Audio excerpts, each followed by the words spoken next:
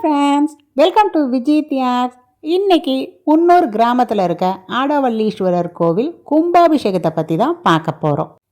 திண்டிவனம் மரக்காணம் இந்த சாலையில் ஆலங்குப்பம் அந்த கிராமத்து வழியாக 3 கிலோமீட்டர் போனோன்னா முன்னூர் கிராமம். அங்கே ஆடவல்லீஸ்வரர் இந்த கோவிலில் இன்னைக்கு கும்பாபிஷேகம் 48 வருஷம் கழிச்சு.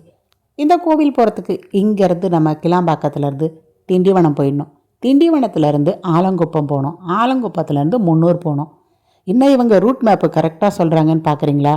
அந்த ஆலங்குப்பத்தில் தான் என்னோடய வீட்டுக்கார் பிறந்த வீடு இருக்குது. அடிக்கடி நாங்கள் அந்த வீட்டுக்கு போனதால் இந்த ரூட்டு நமக்கு மனப்பாடம். வாங்க நம்ம ஆலங்குப்பத்துக்கு போகலாம். திண்டிவனம் மரக்காணம் சாலையில் ஆலங்குப்பத்தில் நம்ம இறங்கிட்டோம்னா இங்கேருந்து ஷேர் ஆட்டோ வசதிகளும் இருக்குது. முன்னூர் கிராமத்துக்கு போக உள்ளே வந்த உடனே முத்துமாரி அம்மன் ஆலங்குப்பம், இங்கே நம்ம இறங்கி சுவாமியை பார்த்தாச்சு. இப்படியே ஒரு 3 கிலோமீட்டர் பொடி நடையாக போனால் முன்னூர் வந்துடும். எல்லாம் கும்பாபிஷேகத்துக்கு கிளம்பிகிட்ருக்காங்க. நல்ல கரிசல் மண். இதில் பார்த்திங்கன்னா சவுக்கு போட்டால் சூப்பராக வரும். வேர்க்கடலை, நெல் எல்லாம் சூப்பராக வளரும் அப்படின்ட்டு எனக்கு தெரியாதுங்க, எங்கள் வீட்டுக்கார் சொல்லியிருக்காரு. சரி, அவர் பிறந்த வீடை காட்டணும்ல, இதோ காட்டுறேன் பாருங்கள். அதோ தெரியுது பாருங்கள், ப்ளூ கலர் படுதா போட்டு ஒரு பழைய வீடு. இதுதான் என்னோட கணவர் பிறந்த வீடு. இங்கே தான் அவங்க பிறந்து வளர்ந்து படித்ததெல்லாம். இந்த திண்ணையை பார்த்தோன்னே அங்கே தான் நாங்கள் விளையாடுவோம் அப்படின்னு கதை சொல்ல ஆரம்பிச்சிட்டாரு. சங்கராச்சாரியார் 48 வருஷத்துக்கு முன்னே இங்கே பல்லக்கில் வரும்போது கூட வந்தவங்க இந்த இடத்துல தான் ஓய்வு எடுத்திருக்காங்க. அப்போ வீடுகள் அவ்வளோ கிடையாது. இந்த ஒரு வீடு மட்டும்தான் தளம் போட்ட வீடாக இருந்திருக்கு. முன்னூர்லேருந்து திண்டிவனம் போகிறவங்க இங்கே சைக்கிளை விட்டுட்டு பஸ்ஸில் போவாங்க.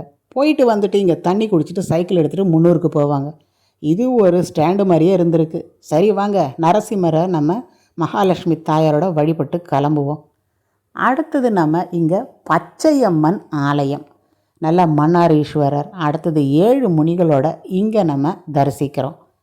ஆலங்குப்பத்திலேருந்து நீங்கள் முன்னூர் போகிற வழியில் வரிசையாக பார்த்திங்கன்னா நிறையா ஆலயங்கள் இருக்குது. பச்சையம்மன் ஆலயம் இருக்குது.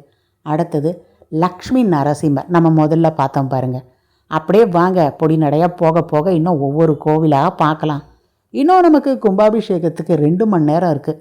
அதனால் பொறுமையாக பேசிகிட்டே போவோம்.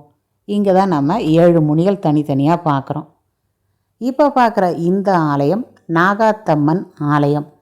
இந்த ஏரி கீழே இருக்க நாகாத்தம்மன் ஆலயத்துக்கு தான் தை மாதங்களில் பொங்கல் வைப்பாங்களாம். ஸோ எங்கள் வீட்டுக்காரர் அவங்க அம்மா கூட வந்து குட்டியாக இருக்கும்போது இங்கே பொங்கல் வச்சாங்கன்ட்டு அந்த கதையும் சொல்லிகிட்டு இருந்தார். சரி வாங்க, நடந்துக்கிட்டே நம்ம கோவிலோட வரலாறு பார்க்கலாம். இங்கேருந்தே எல்லா கார்களும் நிற்க ஆரம்பிச்சிடுது. ஸோ எவ்வளோ கூட்டம் வந்திருக்கும் பாருங்கள். முதல் முறையாக நான் வந்திருந்தப்போ இந்த கோவில் இதை மாதிரி தான் இருந்தது. இப்போ பார்த்திங்கன்னா நல்லா புனரமைப்பு பணி செய்திருக்காங்க. விழுப்புரம் மாவட்டம் மரக்காணம் அருகில் முன்னூர் அப்படின்ற இந்த ஆடவல்லீஸ்வரர் கோவிலில் பிரகநாயகி தாயார் நமக்கு காட்சி அளிக்கிறாங்க. 1400 ஆண்டுகள் பழமையான ஆலயம். சோழர் காலத்தில் கட்டப்பட்ட ஆலயம். சரி, இந்த சுவாமி என்னன்னுட்டு சொல்லிவிட்டு நம்ம அடுத்தது நடப்போம். அம்மச்சம்மன் ஆலயம். இங்கேயும் தை மாதங்களில் பொங்கல் வைக்கிற பழக்கம் இருக்குது. சரி வாங்க, நம்ம நடக்க துவங்குவோம். குரு பரிகார ஸ்தலமாக இந்த சிவன் ஆலயம் கருதப்படுது. வாங்க அப்படியே நம்ம ஆஞ்சநேயரையும் வணங்கிப்போம். ஸோ நம்ம பேசுகிறதுக்குள்ளே வர வழியில் நிறையவே கோவில் இருக்குது. வாங்க பேசிக்கிட்டே போவோம். அதென்னங்க இந்த ஊருக்கு பேர் முன்னூறு 200 அப்படின்றீங்களா? இது வந்து குலோத்துங்க சோழன் அவரால் கட்டப்பட்ட 300வது சிவன் கோவில். அதன் அடிப்படையில் தான் முன்னூர் அப்படின்னு இந்த ஆலயம் அழைக்கப்படுது. பதஞ்சலி வியாக்கிரபாத முனிவர்களுக்கு சிவனார் பார்த்திங்கன்னா நடன காட்சி தந்த இடம் தான் இந்த இடம். அந்த ஒரு தனி சிறப்பும் இருக்குது. தேவார பாடல் பெற்ற ஸ்தலம், அந்த தனி சிறப்பும் இருக்குது. தெற்கு நோக்கிய கருவறை இங்கே மட்டும்தான் நீங்கள் பார்க்க முடியும். 6 முகங்களோட வள்ளி தேவையானோட நல்ல விரித்த தோகையோடு இருக்க மயிலில் அமர்ந்த ஒரு முருகரும் இங்கே காட்சியளிக்கிறார். அவர் பின்னாடியும் ஒரு கதை இருக்குது. நல்லிய கோடன் அப்படின்ற மன்னன் இந்த இடத்த ஆண்டுட்டு வரும்போது எதிரிகள் படையெடுத்து வராங்க. அப்போ இங்கே இருக்க முருகர்கிட்ட வந்து நான் இந்த போரில் வெற்றி பெறணும்னு கேட்கும் பொழுது முருகப்பெருமான் கிட்ட இருக்க அந்த தாமரை மலர்கள் இதெல்லாம் ஒவ்வொரு அம்பா போயிட்டு அந்த எதிரிகளை தாக்குனதா ஒரு கதை இருக்குது. இதன் மூலமாக அந்த மன்னனும் பார்த்திங்கன்னா அந்த போரில் வெற்றி பெறார். இந்த வெற்றி பெற்ற அந்த சித்திரை மாதத்தில் வேல் பூஜை, அந்த வெற்றியை தொடர்ந்து இந்த முருகருக்கு வேல் பூஜை நடைபெறும். ரொம்ப விமர்சையாக இருக்கும். நல்லா மிளகாத்தூளை தண்ணியில் கரைச்சி அதில் பார்த்திங்கன்னா மனிதர்கள் அபிஷேகம் செய்துட்டு இங்கே பூஜை செய்வாங்க. உங்களால் முடியும்னா சித்திரை மாதம் அந்த திருவிழாவுக்கு வந்து பாருங்கள், ரொம்ப சூப்பராக இருக்கும். இந்த சிவஸ்தலம் குரு பரிகார ஸ்தலமாக இருக்குது. அது ஏன் அமைஞ்சுது அப்படின்னு பார்த்தீங்கன்னா, குரு பகவான் ரொம்ப அகந்தையில் இருக்கார். இதன் காரணமாக ஒரு சாபத்தினால் இந்த பூலோகத்துக்கு வரார். இந்த சாபம் நீங்கணும் என்ன பண்ணணுன்ட்டு பிரம்மன் கிட்ட கேட்கும் பொழுது, முன்னூர் மங்களம் இந்த கிராமத்தில் பிரம்ம தீர்த்தம் இருக்குது, அதில் நீராடி அங்கே இருக்க சிவன் பார்வதியை நீ வணங்கிட்டு வரணும். அந்த சுயம்பு மூர்த்தியை வணங்க தான் உன்னோட சுவாபம் போகும் அப்படின்னு பிரம்மன் சொல்கிறார். குரு பகவானோ இது மாதிரி பூஜிக்கும் பொழுது அவரோட சாபம் விமோச்சனம் கிடைக்குது. இதனால தான் இந்த இடம் குரு பரிகார ஸ்தலமாக கருதப்படுது. அருள்மிகு ஆடவல்லீஸ்வரர் தெற்கு நோக்கி காட்சியளிக்கிறார். பிரகநாயகி தாயாரும் தெற்கு நோக்கி காட்சியளிக்கிறார். மேற்கு நோக்கி குரு பகவானை நம்ம பார்க்குறோம். பூவுலகின் கைலை அப்படின்னு இந்த ஆலயம் அழைக்கப்படுது. தென் திரு கைலாயம். இவ்வளோ சிறப்புகள் கொண்ட இந்த ஆலயம் இன்றைக்கி கும்பாபிஷேகம் முடிஞ்சிடுதுன்னா நீங்கள் இன்னும் 48 நாளுக்குள்ளே எப்போ வந்தாலும் இன்றைக்கி நீங்கள் வந்த பலன் கண்டிப்பாக கிடைக்கும். குரு தோஷ பரிகார ஸ்தலமாக இந்த ஆலயம் கருதப்படுறதால ஆலங்குடி போகும்பொழுது உங்களுக்கு என்ன பலன் கிடைக்குமோ அதே பலன் இங்கே வந்து நீங்கள் வழிபடும் பொழுதும் கிடைக்கும். பொதுவாக தட்சிணாமூர்த்தி பார்த்திங்கன்னா தென் திசை நோக்கி இருப்பார். ஆனால் இந்த ஆலயத்தில் தட்சிணாமூர்த்தி மேற்கு திசையை நோக்கி இருக்கிறார். இது ரொம்ப அரிதான காட்சி. வியாழக்கிழமையில் நல்ல நெய் தீபம் ஏற்றிட்டு நீங்கள் வணங்கும் பொழுது உங்களுக்கு நல்ல ஞானத்தை கொடுக்கக்கூடியவர், திருமண தடைகள் நீக்கக்கூடிய ஒரு ஆலயமாக இந்த ஆலயம் கருதப்படுது. கண்டிப்பாக இங்கே வந்தீங்கன்னா தட்சிணாமூர்த்திக்கு நெய் தீபம் ஏற்றி உங்கள் குழந்தைகளுக்கு நல்ல கல்வி ஞானம் கிடைக்கணும் பொழுது அதற்கான பரிகாரங்களும் இந்த ஆலயத்தில் செய்ய மறக்காதீங்க. கும்பாபிஷேகத்திற்கு முன்பிருந்தே 3 நாட்களாக யாகசால பூஜைகள், அடுத்தது கலச பூஜைகள் எல்லாமே சிறப்பாக நடைபெற்றது. ஒரு கோவில் எழுப்புறோன்றது ரொம்ப லேஸ்பட்ட காரியம் கிடையாது. ஊர் கூடி இழுத்தாதான் தேர் நிலைக்கு வரும்னுவாங்க. இதை மாதிரி ஒரு ஆலயம் கட்டுறதுன்னா எல்லா மக்களும் ஒத்துமையாக இருந்து ஒரு நிதி உதவி செய்து எல்லாம் பண்ணும்பொழுது தான் சிறப்பாக செய்ய முடியும். இதற்கான பெருமைகள் இங்கே வந்த சிவபக்தர்களுக்கானதாக தான் நான் கருதுகிறேன். கண்டிப்பாக ஆலயங்களுக்கு நம்ம நன்கொடைகள் செய்கிறோன்னும் பொழுது 7 தலைமுறைக்கும் நம்ம புண்ணியம் சேர்க்கிறதா அர்த்தம். இன்றைக்கி நம்ம பங்கேற்கிற இந்த கும்பாபிஷேகத்தில் 30 கோடி தேவர்களும் பங்கேற்கிறாங்க. அந்த நேரத்துக்கு வரும்பொழுது எல்லாரோட ஆசீர்வாதம் நமக்கு கிடைக்கும். அதனால தான் சொல்லுவாங்க, ஒரு கும்பாபிஷேகம் பார்க்குறோன்னும்போது நம்ம ஆயுள் விருத்தி கிடைக்கும், 16 செல்வம் கிடைக்கும்னுட்டு. கண்டிப்பாக உங்கள் வீட்டுக்கிட்ட எந்த சிறிய ஆலயமாக இருந்தாலும் சரி, கும்பாபிஷேகத்தில் பங்கேற்க மறக்காதீங்க. இந்த கலச நீர் நம்ம மேலே படுறதுன்னு போது இன்னுமே புண்ணியமானது. அதுவும் 48 ஆண்டுகள் கழித்து இந்த ஆலயத்தில் இந்த கோபுரங்கள்லாம் இப்போ புதுசாக கட்டியிருக்காங்க. எல்லா கோபுரங்களும் அது இன்னுமே சிறப்பானது. தொடர்ந்து நடைபெற்ற யாகங்களில் பங்கேற்கிறோம், அந்த வேள்வியில் பங்கேற்கிறோம் போது அதில் வரக்கூடிய அந்த புகை, அந்த வேள்வியில் வரக்கூடியதை சுவாசிக்கிறோன்னும்பொழுது இன்னுமே நமக்கு ஆரோக்கியத்துக்கு நல்லது. இதுவும் பார்த்திங்கன்னா நம்ம முன்னோர்கள் சொல்லியிருக்காங்க. 48 வருஷத்துக்கு முன்னே நடக்கும்பொழுது இங்கே சங்கராச்சாரியார் வந்திருக்கார்.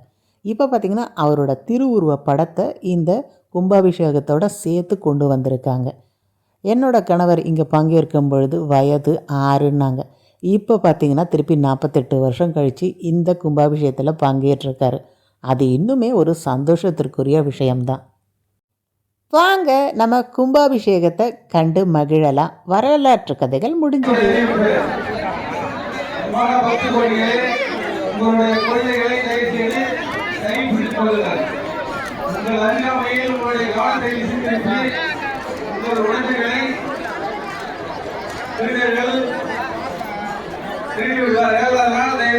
கவனமாக இருந்தால்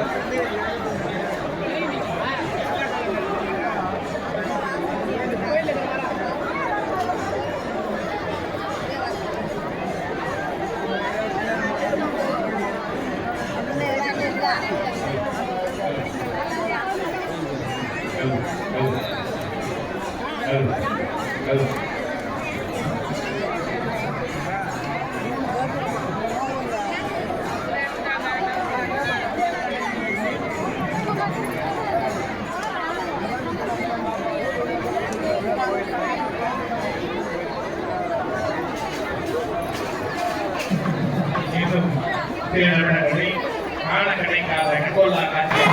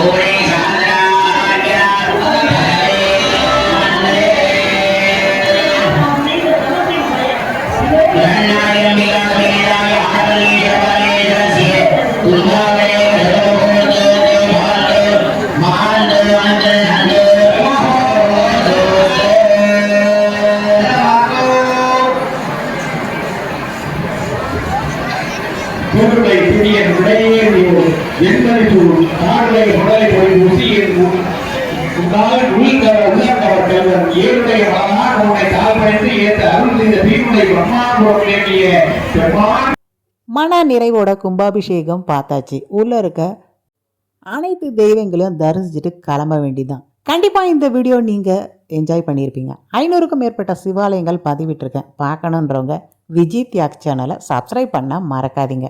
அடுத்த பதிவில் சந்திப்போம். Comments please.